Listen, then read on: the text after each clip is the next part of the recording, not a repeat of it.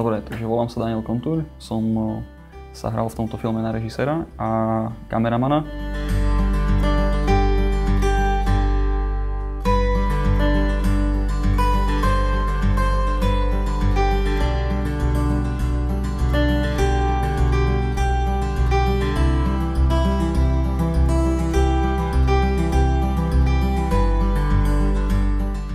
Kat 1 po druhé, scéna party.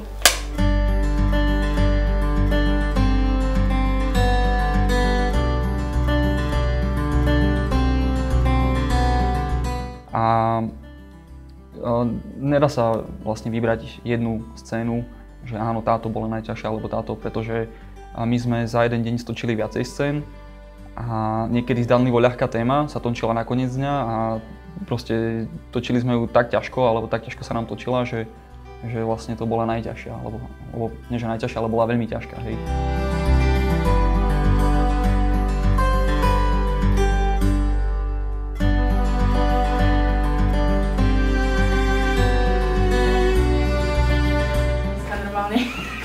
Máš špinavý objektív.